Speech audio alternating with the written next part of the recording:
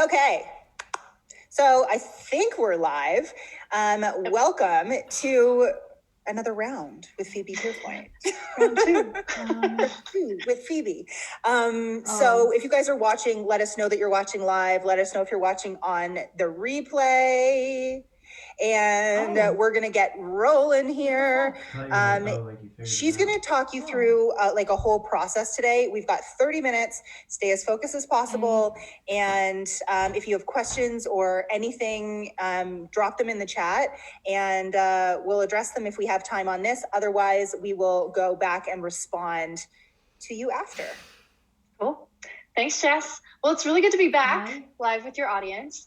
For those of you that don't know who I am a mindset and self-mastery coach. I help entrepreneurs break through the patterns and beliefs and habits and all of the things that are blocking them from making that next level in their growth in business or life, etc. So a little bit about my background real quick is I came up in my background is working my way up in business, up all the way to operating 7-figure companies. And then when I stepped out to start my own business, I thought it would be really easy. I came face to face with myself. And it wasn't until I hired my own coach that I was able to work through that and unlock my next level of success. And so I took what I knew about business and strategy and blended that with personal growth and self-mastery to create a method for helping entrepreneurs to step into that next level of leadership.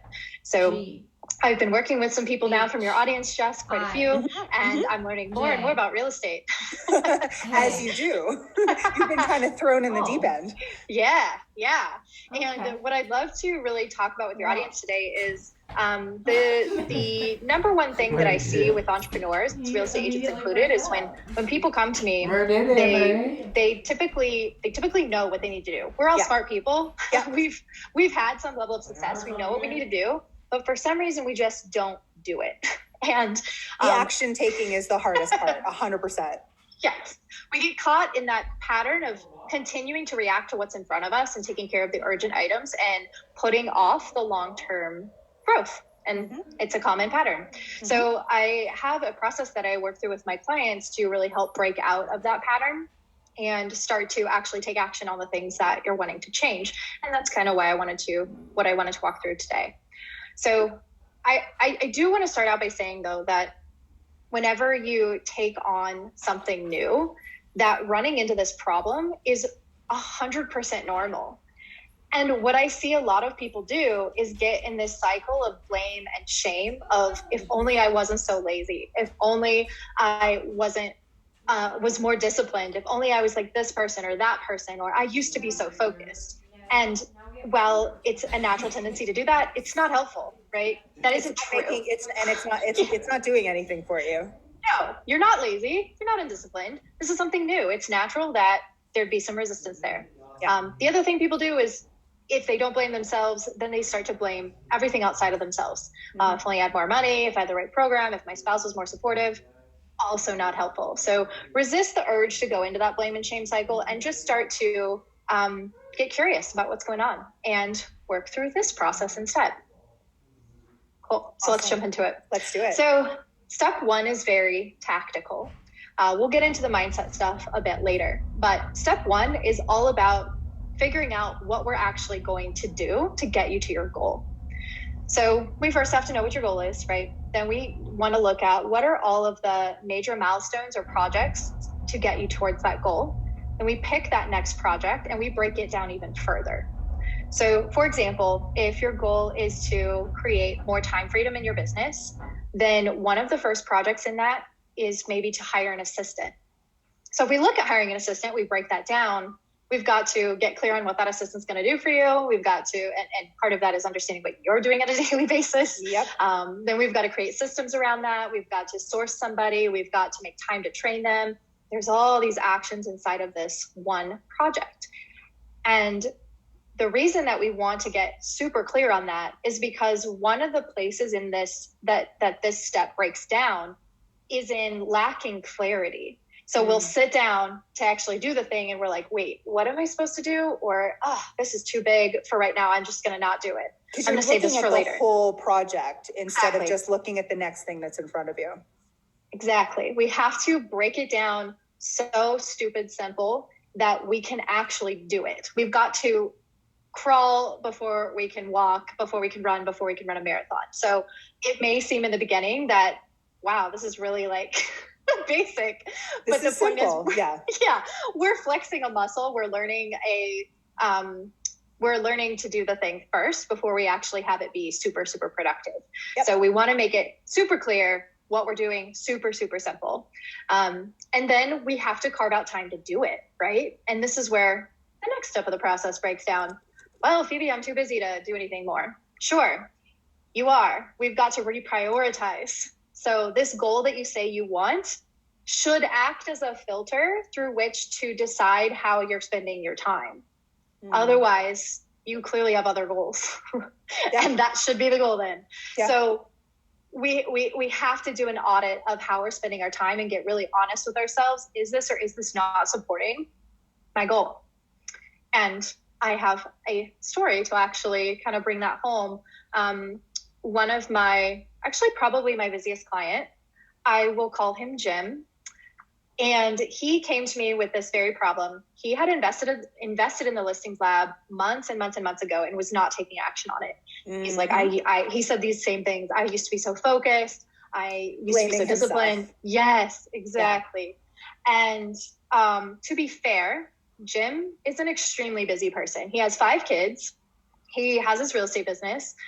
He's an investor in another company that also takes some of his time. And he holds a public office. So essentially he has 3 jobs and 5 kids. 3 full-time jobs. Yeah. 5 kids. Yeah, exactly. So this was obviously one of the reasons that he was unable to really make any headway, because he had all of these responsibilities that were not in any kind of order. So we took a look at everything that was going on. We reprioritized things. We got clear on the goal. We got clear on the project, which was to complete the listings lab. And when it was all said and done, we found not 1, but 2 hours a day, Monday through Friday, for him to work on the listings lab. Fantastic. And so he's now created all of his content. He's started posting. He's now moving into the second step, from what I understand, is the more technical step of setting up the Facebook ads and funnel and all of that. And the ball is rolling. So how exciting. Time can be found and created. It's just a matter of having the right process to do that. 100%. So many of you may be saying, I've done this 100 times. I've created my goals. I've set time aside to do it, and I still don't do it. Cool. That's what step 2 is for. But without a clear step 1, we really can't move into the next phase. And I think clarity is really something that most people do actually lack. Right? Like there's definitely people who I talk to people every day who are like, I just want to grow. Right. But that's not an action. And and grow to what? By how much? In what time frame? Right? Like it's, yes, we've all done SMART and stretch goals 100 times, but there's a reason why we need those boundaries of those goals in order to like really create a concrete plan. Yes. It's clarity not only on the goal itself and where we're going, but clarity on what those actions look like. Exactly. Yep. Cool. So awesome. So step 2, we've got the plan. We've got the time for the plan. Now we get to take action on it. So the difference here is what we want to do through taking action is we want to become highly aware of what is getting in the way of us taking action. And generating this just massive awareness of all the little things or big things that are getting in the way. So for example, it can be something small, like I'm on the way to my desk to do my thing, and I see a pile of laundry on the ground. I'm going to pick it up, put it in the washer. Then our ADD kicks in. We go and do the dishes. Then before we know it, we're cleaning the whole house. And, having a clean house is really important to, working, and we'll justify it in any way that we can. Yeah. Or we sit down to do our work. We get a call. Subconsciously, we're like, yay, I got a call. Now I don't have to do my work. So we pick it up. And we justify it by like, well, if I didn't pick up the call, I might not make a sale, and then I'll have no money and I'll be homeless. Or, we sit down and we get email. We've all experienced this, but we, instead of just justifying it away, actually notice it and take ownership of it and be like, yeah, that thing distracted me. And we want to become objective observers of our behavior. And what that means is that we're not placing any judgment on it and we're not getting defensive of it. We're just noticing it. Just noticing it. It's just one of our patterns, one of our habits. That's okay. But until we become aware of it, we can't actually change it. We can't put systems in place to help us work through it, like silencing our phone or creating an autoresponder for email or doing the laundry a different time. So we have to really understand what are the like physical things in our world that are getting in the way. That's the surface level. In coaching, we take this a level deeper and we look at really what are the beliefs that are getting in the way. This is even a little bit more obscure and less obvious sometimes, but and it's a bigger conversation, but in a nutshell, humans are biologically designed to avoid pain and avoid fear. And we call this, survival mechanisms, right? We've all heard this. And we are operating from this place most of the time, unless we consciously make a choice not to. And this shows up in our business in a big way. So one of the ways we can start to uncover this is to ask ourselves, what are we afraid is going to happen if we take action on this plan? Are we afraid we won't have enough time to get the rest of our work done? Are we afraid of failing at this action? Are we afraid of it being uncomfortable? Maybe we don't know what we're afraid of. And then that becomes the work. But 90% of the time, there's some sort of fear that's actually operating in the background that's preventing us from taking action. Because what if? Right. Yeah. And we've probably seen it happen in the past. Most of these little blocks that are getting in the way are emotional programming that we don't even realize is messing with us. Maybe it's something we experienced as a kid. Maybe it's something we experienced in our first career. And the only way to start to let go of that is to be aware of it and then understand it. And I'm going to actually share another example here shortly that will kind of bring all of this home. Perfect. But that's step 2. So we've got the plan, we've got the time for it. We start taking action from a place of just massive awareness of not only the physical things getting in the way, but the mental blockers as well. Cool. Love it. So the third step is to create new thought patterns and beliefs to take action from. So with anything that we could do, there's what could go wrong. And that's where our minds usually go. And then there's what would be possible if I did it. And if we aren't strongly connected to that possibility, which is the vision, the goal, then we're going to default into reacting from the fear. And so that's why being connected to your vision and your goal is so, so, so important, because that world of possibility has to be so enticing that we're able to lean into that, even if we're uncomfortable, even if we're not sure, even if we're feeling resistance to it. It's the moving away from pain towards the pleasure. The pleasure has to be there. Right. And most people are not, as we mentioned in the beginning, clarity. If we don't have just an absolute clarity of where we're going, absolute clarity of what we want, then we're not going to have that possibility to hang on to. And so every time we take action from this new frame of mind, from possibility instead of fear, we start to rewrite that pattern. So one of the examples I like to use of this, one of my other clients, we will call her Mindy. She had a similar situation in that she had signed up for the listings lab. It had been a year. She hadn't taken action on it. And she's like, I just don't know why I don't take action on it. Cool. Let's work on that. So we worked on step 1. She was not busy like Jim, right? She had time because she actually just wasn't taking action. She just was like, get kind of like letting the things get in the way. Yeah. So just living without any sort of plan or and very disorganized. So just wasting a ton of time. And she was very aware of it. So it was easy for us to come up with a plan and to make time for it because there was a lot of time to be found. So that part wasn't a problem. It was actually in step 2, when she would go to put this plan into action, she could not do it. She just would not do it.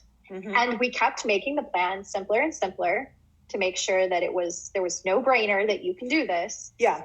And it was still challenging for her.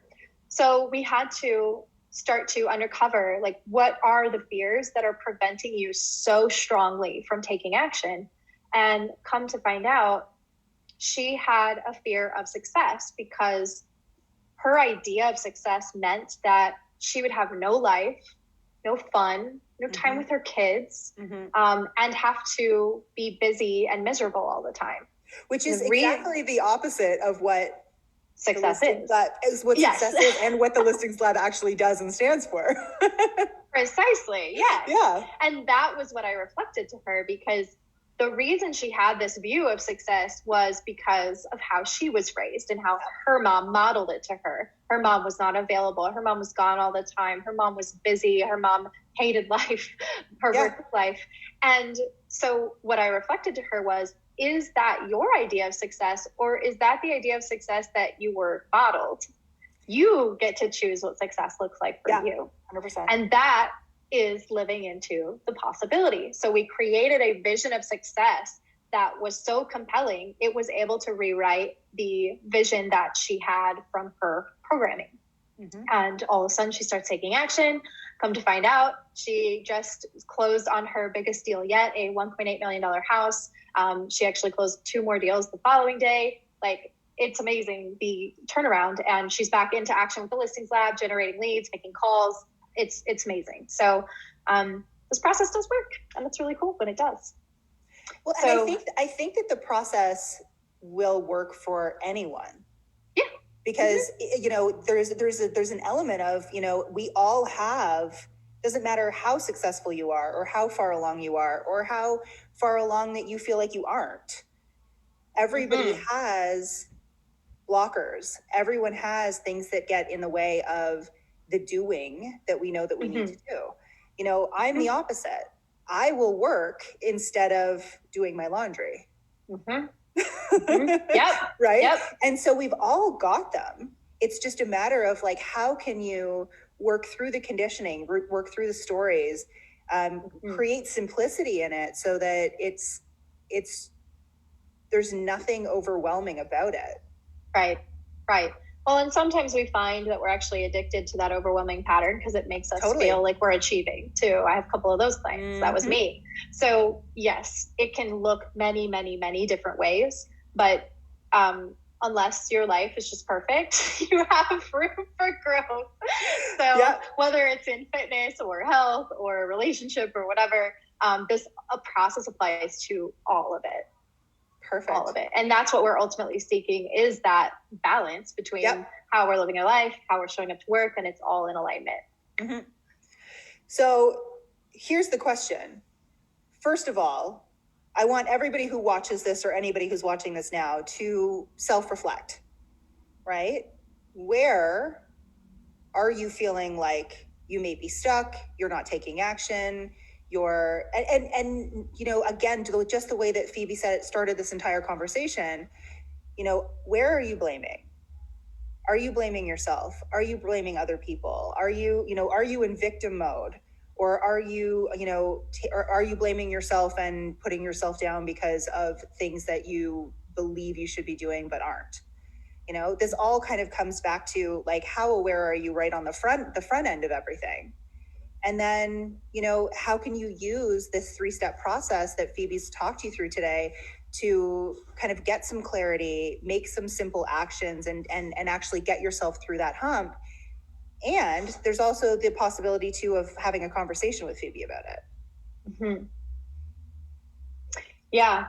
I often use this example because it really was very painful for me. And I feel like it's appropriate for this audience. When my husband and I first got married, we bought a home. We were 23 years old, very ambitious, and we had the intention of flipping it. It needed to be gutted. It was 4,500 square feet, 5-bedroom, 3 like living areas, game room, pool. Tiny little first flip, right? Right. Yeah. But being 23, we're like, yeah, we can do it. So it was, yeah. Anyways, it wasn't structural, it was all aesthetic, but still a pain in the butt. So throughout this house, it had popcorn ceilings, the good old popcorn ceilings, right? And I had to remove the popcorn. So I successfully did that in every room of the house except for the kitchen. Kitchen was last. And because of all the cooking and stuff and everything rising to the ceiling, it had turned into like not your normal popcorn ceiling. It was like gross. And I went to try to scrape it off like I had in the rest of the house. And it was like pulling off chunks of the ceiling with it. So it was getting progressively more uneven. And it wasn't even to begin with. And I was realizing, well, shit, now I'm going to have to like spackle this thing and make it even again. And I had put a lot of spackle on the walls of that house. Let me tell you, it was held together with spackle. So I was like, okay, no problem. But it's quite different spackling a ceiling than spackling a wall. Let me tell you, it would just like fall all over me. It just wasn't getting something super flat when it's above you is really hard. And I messed with it for like 3 days, was getting so frustrated. Oh, so overwhelmed, so sore. And finally just decided to call a professional to have him come in and do it. And that was one of the best lessons I learned is like, sometimes you just need the right tools and the right knowledge just and the right experience from somebody that does this. And so that's really what I can offer is if you're in that place where you're feeling like you have tried this process, you have tried these things, you're frustrated and you want to get some extra help, that's what I'm here for. And I'd love to offer anyone that's watching live or is watching the replay to do a actual deep dive coaching session with you to get a picture of what's going on in your world and to see what insight I can offer. Cool. And is this a complimentary call? Mm-hmm. Yeah. Cool. Perfect. So, I mean, it's kind of a no-brainer, guys. If you're feeling stuck anywhere, just, book a call with Phoebe. What I'm going to do is I'm going to drop your email address in the comments so that people can just send you an email. If they want to talk, if they want to book something, it's kind of no risk, right? They get on a call with you, they can like chat through how things are going and see if there's, a further way of working together. So, and guys, I mean, I know you guys know this, but I'm super picky about who I bring into this group. I'm definitely not one of those people who brings like 100 people in to talk to you guys. So the fact that I have let Phoebe come in here twice, I think means really does mean that I really trust her and I think she's incredible at what she does.